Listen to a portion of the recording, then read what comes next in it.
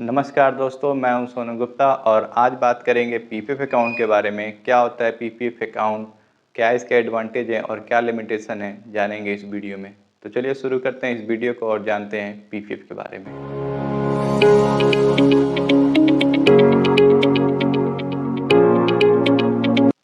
तो क्या होता है पीपीएफ अकाउंट? तो पीपीएफ एक लॉन्ग टर्म इन्वेस्टमेंट है। ये भारत की सबसे लोकप्रिय स्कीम में से एक है। इसमें आपके पैसे व रिटर्न सुरक्षित व गारंटीड होते हैं।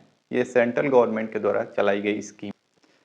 बात कर लें कि पीपीएफ अकाउंट में कितना जमा कर सकते हैं, तो पीपीएफ अकाउंट में पर फाइनेंशियल ईयर में मिनिमम 500 रुपया और मैक्सिमम 1.5 लाख रुपये तक आप इन्वेस्ट कर सकते हैं।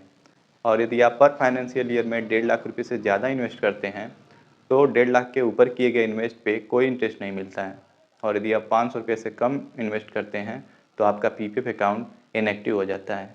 इनएक्टिव अकाउंट को एक्टिव करने के लिए पर फाइनेंशियल ईयर के हिसाब से 500 रुपया और 50 रुपया पेनल्टी चार्ज देनी होती है, तब जाके आपका पीपीएफ अकाउंट एक्टिव होता है।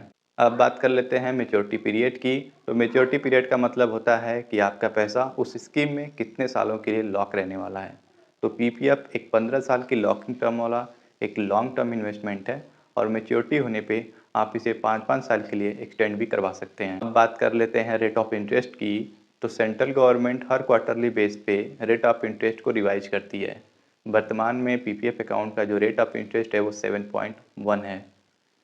एक बेहतर इंटरेस्ट पाने के लिए हमेशा 1 तारीख से लेकर 5 तारीख के बीच में ही इन्वेस्ट करना चाहिए, क्योंकि 1 तारीख से लेकर 5 तारीख के बीच में किए गए इन्वेस्ट पे ही उस महीने में इंटरेस्ट मिलता है।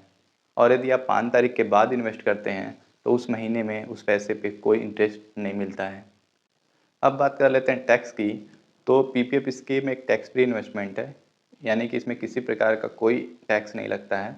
ये ट्रिपल ई कैटेगरी में आता है, यानी कि आपके मैच्योरिटी अमाउंट, प्रिंसिपल अमाउंट और साथ ही अर्न किए गए इंटरेस्ट पे कोई टैक्स नहीं लगता है, जबकि दूसरे इन्वेस्टमेंट के इंटरेस्ट पे टैक्स लगता है। साथ ही इस स्कीम में अंडर सेक्शन 80C के अंतर्गत आप 1.5 लाख का टैक्स रिबेट भी ले सकते हैं। अब बात कर लेते हैं लोन और विड्रॉल की। तो पीपीएफ अकाउंट में आप अपने पीपीएफ बैलेंस के बदले लोन ले सकते हैं। ये लोन की फैसिलिटी तीसरे फाइनेंशियल ईयर से शुरू होकर छठे फाइनेंशियल ईयर तक उपलब्ध रहती है। और जो लोन का इंटरेस्ट रेट होता है वो आपके पीपीएफ अकाउंट के इंटरेस्ट रेट से 1% ज़्यादा होता है। और वहीं बात करें विड्रॉल की, तो इस स्कीम में 7वें फाइनेंशियल ईयर से विड्रॉल की भी फैसिलिटी मिल जाती है। अब बात कर लेते हैं एलिजिबिलिटी की, कि वे कौन से लोग हैं जो पीपीएफ अकाउंट खुलवा सकते हैं। तो पीपीएफ अकाउंट भारत के नागरिक खुलवा सकते हैं। एनआरआई पीपीएफ अकाउंट नहीं खुलवा सकते हैं। और यदि वे भारत के नागरिक रहते हुए पीपीएफ अकाउंट खुलवा लिए थे तो उसे से ही 15 साल पूरे होते हैं उन्हें अपना पैसा निकालना पड़ता है। यदि वो पैसा नहीं निकालते हैं तो उस अकाउंट में सेविंग अकाउंट जैसा इंटरेस्ट मिलता है। एक व्यक्ति केवल एक ही पीपीएफ अकाउंट खुलवा सकता है और यदि वो चाहे तो अपना पीपीएफ अकाउंट एक बैंक से दूसरे बैंक में या फिर एक बैंक से दूसरे पोस्ट ऑफिस में ट्रांसफ़र करवा सकता है। और यदि किसी बच्चे का पीपीएफ अकाउंट खुलवाना है तो अभिभावक उस नाबालिग बच्चे का पीपीएफ अकाउंट भी खुलवा सकता है। अब बात कर लेते हैं कि पीपीएफ अकाउंट कहाँ खोलें। तो पीपीएफ अकाउंट हर नेशनलाइज बैंक में खुल जाता है, जैसे एसबीआई, पीएनबी, ऐसे तमाम नेशनलाइज बैंक है जहाँ पीपीएफ अकाउंट खुल जाता है। उसके साथ ही कुछ प्राइवेट बैंक्स हैं जैसे एचडीएफसी, एक्सिस, कोटक, इनमें भी पीपीएफ अकाउंट खुल जाता है। और साथ ही पोस्ट ऑफिस में भी आप पीपीएफ अकाउंट खुलवा सकते हैं।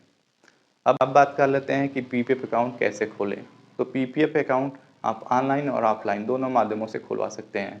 ऑफलाइन खुलवाने के लिए आप ब्रांच विजिट कर फॉर्म ए भर के आधार, पैन, फ़ोटो लगा के सबमिट करने से आपका पीपीएफ अकाउंट खुल जाता है। और वहीं बात करें ऑनलाइन की, तो आप जिस बैंक के अकाउंट होल्डर हैं उस बैंक के ऑफिशियल वेबसाइट में जाके लॉगिन करके एक पीपीएफ अकाउंट का ऑप्शन होता है, वहाँ से आप पीपीएफ अकाउंट खुलवा सकते हैं।